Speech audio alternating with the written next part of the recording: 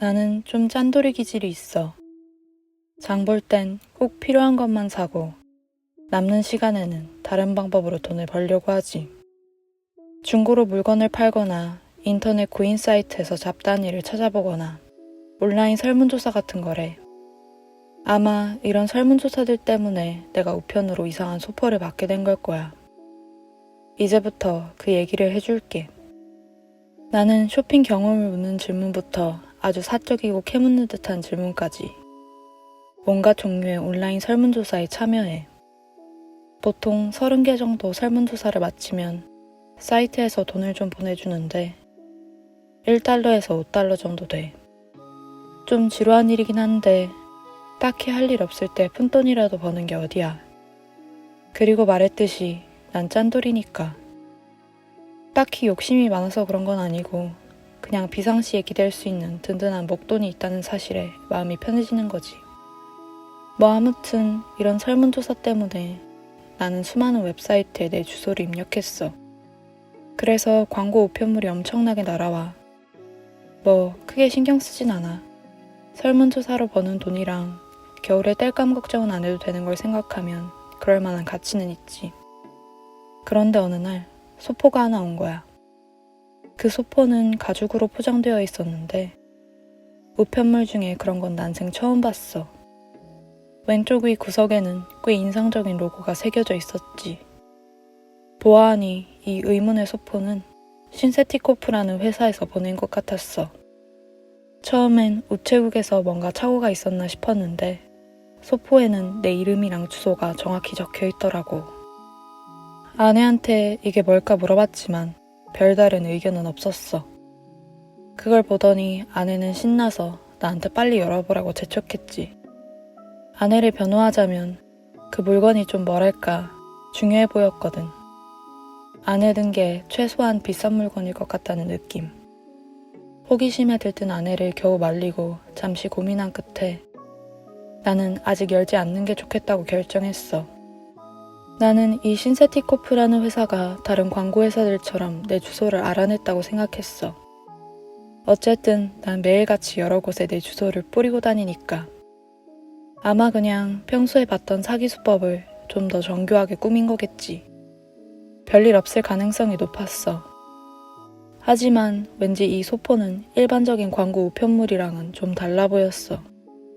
그래서 나는 그걸 뜯어보기 전에 조사를 좀 해보기로 했어. 구글에 신세티코프를 검색해보니 그 이름을 쓰는 회사가 여러 개 나오더라고. 어느 곳도 사기꾼 소굴처럼 보이진 않았지. 뭐 사기꾼들이 원래 그래 보이진 않긴 하지만 말이야. 나는 각 회사에다 전화를 걸어서 소포에 대해 물어보기로 했지. 전화를 몇 통 돌려봤지만 결국 원점으로 돌아왔어. 내가 전화한 신세티코프 중 어느 곳도 나에게 의문의 상자를 보낸 곳이 없었지. 전화를 받은 남자 중 한 명은 내가 전화한 것 자체에 화를 내는 것 같았어. 마치 그 번호가 공개되면 안 되는 번호인 것처럼 말이야. 어쨌든 난 여전히 그 소포 때문에 마음이 복잡했어. 너무나도 열어보고 싶었지만 동시에 안전하다는 확신도 갖고 싶었거든. 혹시라도 그게 폭탄이면 어쩌나 싶었지. 그럴 확률은 낮지만 요즘 같은 세상에 아예 불가능한 일도 아니니까. 나는 그 망할 물건을 보낸 회사를 찾으려고 그 후로 몇 시간을 구글에 쏟아부었어. 마음을 놓게 해줄 단서가 뭐라도 필요했지. 그 불안감에 문턱만 넘으면 소포를 열고 내용물을 확인할 수 있을 것 같았거든. 수천 개의 검색 결과를 샅샅이 뒤지다가 뭔가를 발견했어. 어떤 후기 사이트에 신세티코프라는 회사에 대한 불만글이 딱 하나 있더라고. 해당 댓글까지 스크롤을 내렸는데 거기엔 이렇게만 쓰여 있었어. 열지 마. 소포에 대해 대충 조사를 마친 뒤로 며칠이 흘렀어. 그 정체 모를 후기 사이트에서 봤던 불만글을 읽고 나니 그걸 여는 게 솔직히 좀 망설여지더라고. 사실 거의 쓰레기랑 같이 내다 버릴 뻔했어. 눈에서 멀어지면 마음에서도 멀어진다는 옛말처럼 말이야. 근데 딱 하나, 내 호기심 때문에 차마 그러진 못했어. 그래서 그냥 차에다 던져놨지. 그걸 잊어보려고 다시 한번 노력했지만 쉽지가 않았어. 소포 안에 뭐가 들어있을지 자꾸만 상상하게 되더라고. 비밀 결사의 초대장이라거나 낯선 이들 사이에서 전해져 내려오는 값비싼 골동품이라거나 뭐 그런 보물 같은 거. 환상에 빠지지 않을 수가 없었지. 너무 그러다 보니 결국 열어보는 것 말고는 다른 결말이 없을 것 같았어. 차가 아직 폭발하지 않은 걸 보니, 그리고 상황에 대해 좀 더 냉정하게 생각해보니 그냥 한번 살짝 들여다보는 건 괜찮을 거라고 결심했어. 어쨌든 내가 봤던 그 불만글은 세상에 널린 수십 개의 신세티코프 중 아무 곳에 대한 글일 수도 있고, 아니면 가짜 후기일 가능성이 더 높았으니까. 어느 쪽이든 그냥 소름 돋는 우연의 일치일 뿐이라고. 적어도 내 욕망을 정당화하기 위해 나 자신에게는 그렇게 말했지. 어떻게든 이 궁금증을 풀어야만 했어. 문제의 그날, 나는 퇴근하자마자 그 가죽 상자를 집 안으로 들고 들어왔어. 그걸 부엌 식탁에 올려놓고 빤히 쳐다봤지. 아내에게 그걸 열 계획이라고 말해뒀더니 자기가 집에 올 때까지 기다리라고 신신당부했거든. 나는 아마 그럴 거라고 대답했지. 솔직히 말하면 그럴 수 없었어. 이 미스터리를 당장 풀어야만 했어. 답을 갈망하는 내 허기를 채우기 위해서라도 말이야. 나는 그 망할 걸 붙잡고 박박 찢어보려고 했어.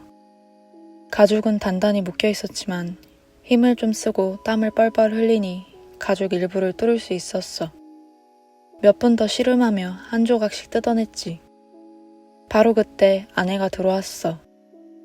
아내는 나만큼이나 궁금했는지 바로 달려와서 거들었어.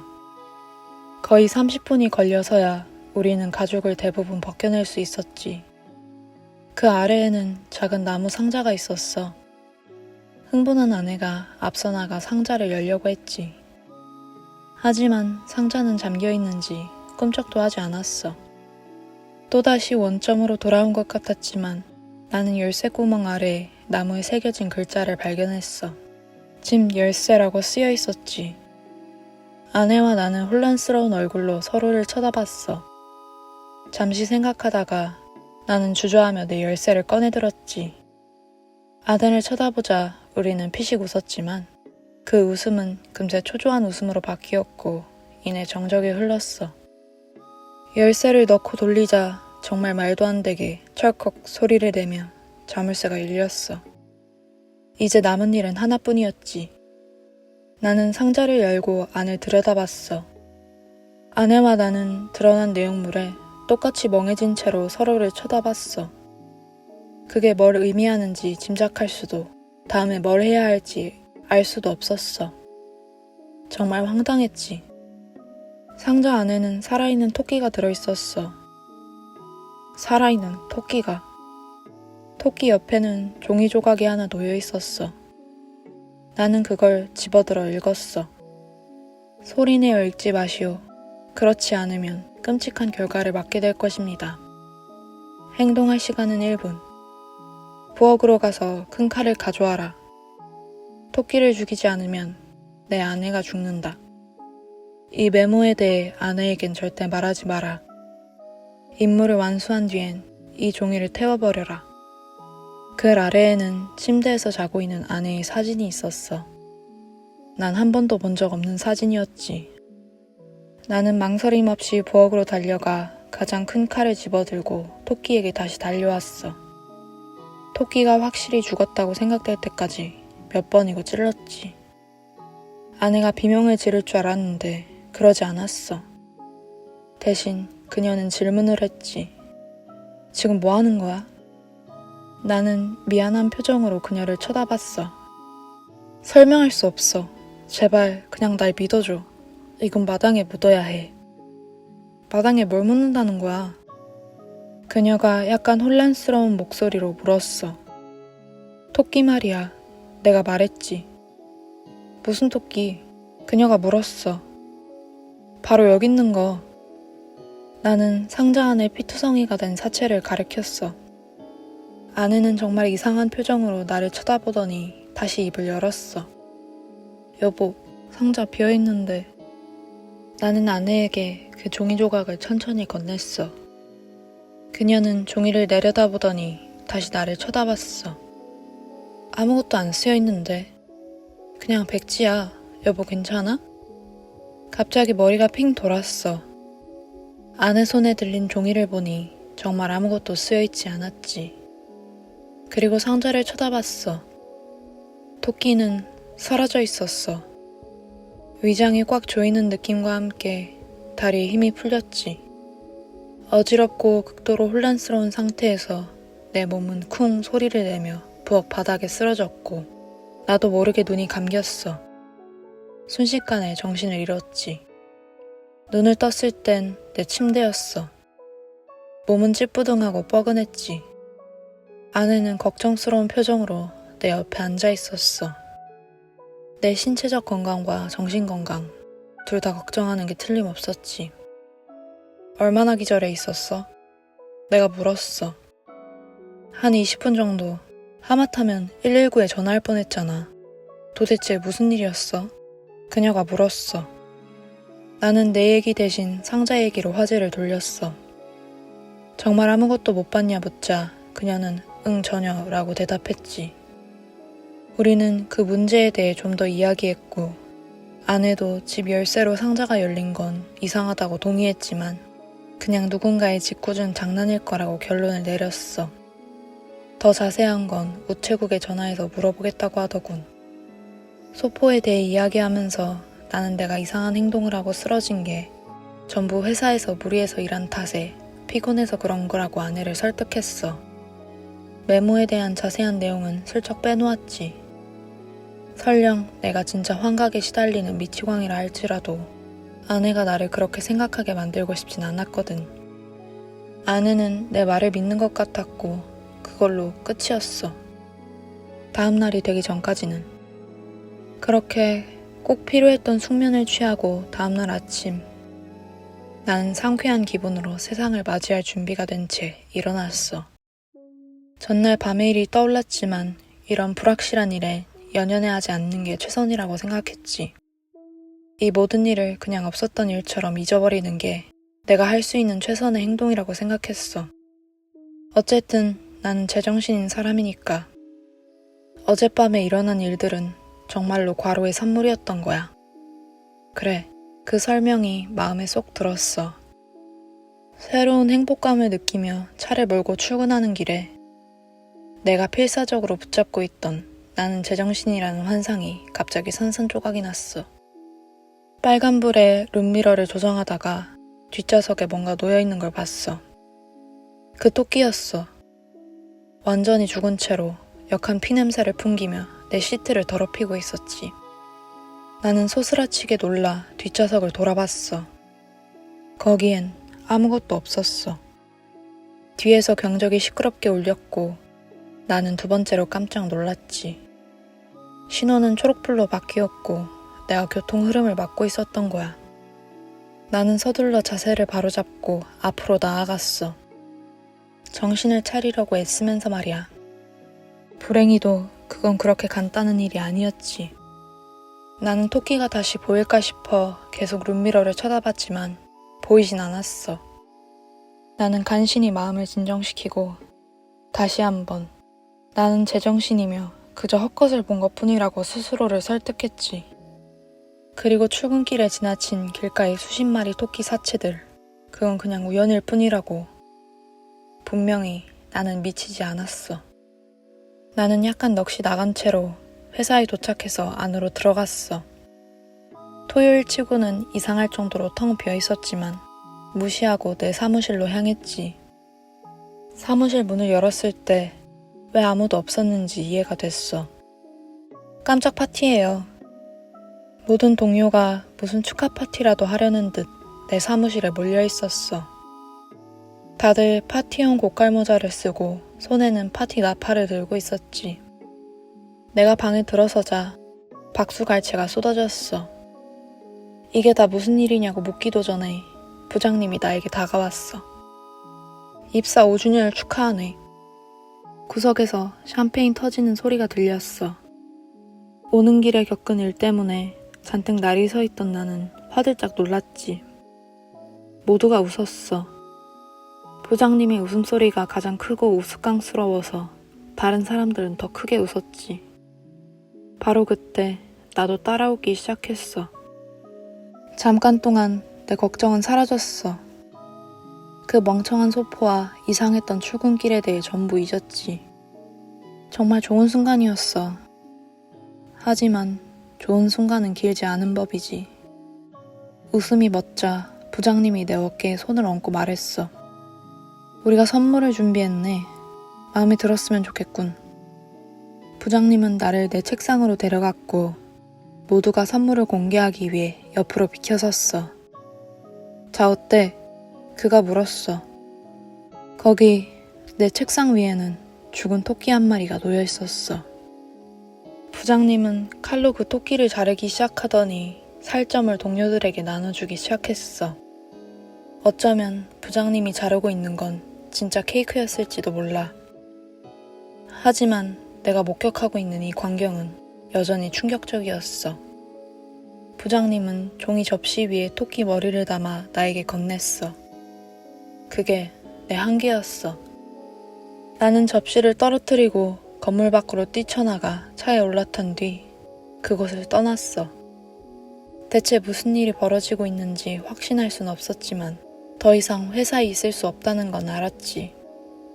나는 길가에 널린 토끼 사체들을 전부 무시하며 집으로 질주했어. 나를 괴롭히는 게 무엇이든 간에 일단 쉬어야 했어. 집에 도착한 나는 현관문을 박차고 들어갔고 소파에 앉아 책을 읽던 아내를 깜짝 놀라게 했지. 일찍 왔네. 무슨 일 있어? 그녀가 물었어.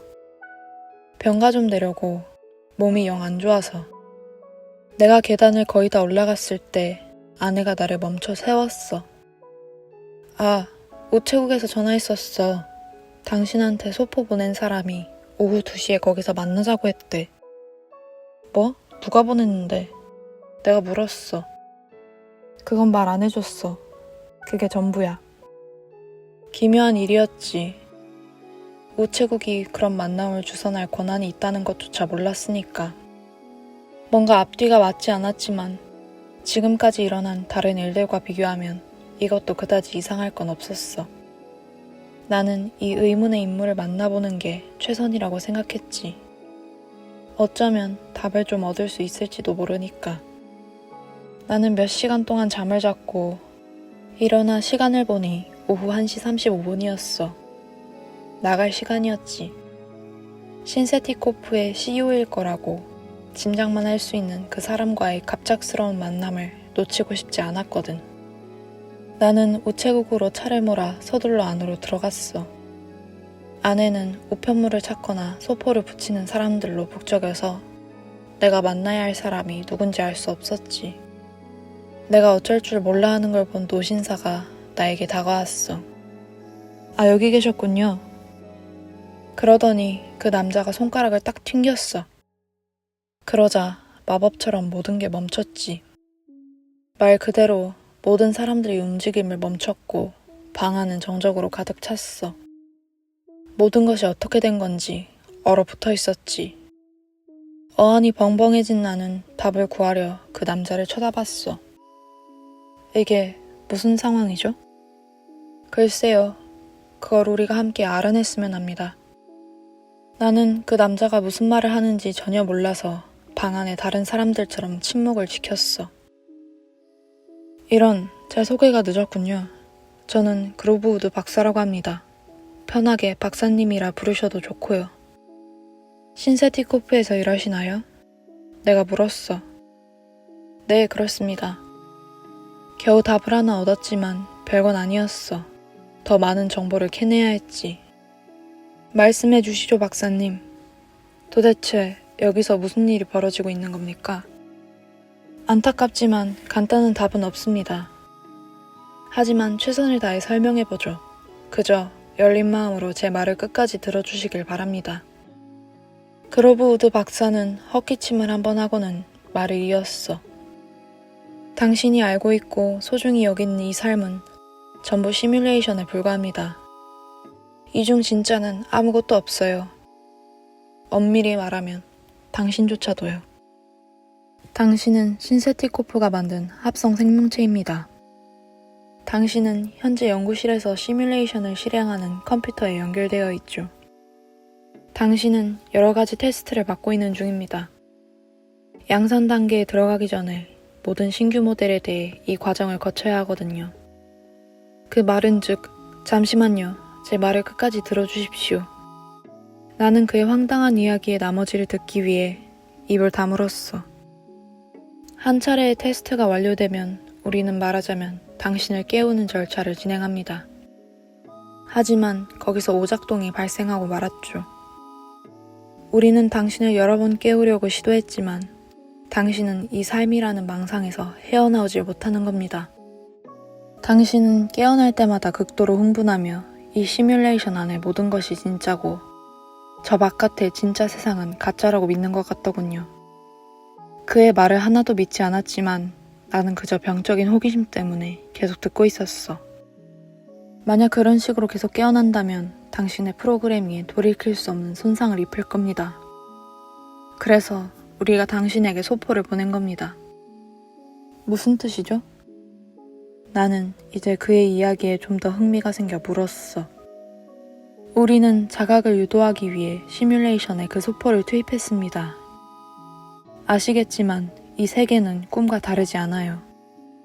당신이 잠들어 있는 동안 꿈을 꾸고 있다는 사실을 납득시킬 수만 있다면 더 이상의 손상 없이 당신을 확 깨울 수 있을 거라는 게 우리의 가설입니다. 이해가 되시나요? 나는 여전히 의심스러운 채로 침묵을 지켰어. 그래서 우리는 이상한 소포를 시작했습니다. 완전히 터무니없진 않지만 그래도 이상하죠. 그리고 당신이 그걸 열었을 때 당신은 훨씬 더 이상한 것을 발견했고 설상가상으로 오직 당신만이 그것을 볼 수 있었죠. 밖을 한번 보시죠. 나는 천천히 고개를 돌려 우체국 창밖을 봤어. 놀랍게도 주차장에는 수천 마리의 죽은 토끼들이 산더미처럼 쌓여 있었어. 내 차는 보이지도 않았지. 이제 이해가 되십니까? 우리는 당신의 삶에 충분한 부조리를 투입하면 당신이 시뮬레이션 안에 있다는 것을 깨닫고 당신이 빠져있는 이 혼란에서 벗어날 거라고 생각했습니다. 하지만 효과가 없는 것 같아서 저를 직접 보낸 겁니다. 당신은 보기보다 너무 완고하군요. 우리는 당신을 이 현실에 묶어두고 있는 이 오류를 제대로 해결하기 위해 지금 당장 당신을 깨워야 합니다. 나는 그로우브우드 박사에게로 다시 고개를 돌렸어. 그가 나에게 팔아 넘기려 하는 이야기에 경악하면서도 거의 넘어갈 뻔했지. 그게 일어난 모든 일을 설명해 주니까. 하지만 확실히 하고 싶었어. 내가 더 많은 질문을 하려는 순간 그로우브우드 박사가 다시 입을 열었어. 이게 전부랍니다, 여러분. 네?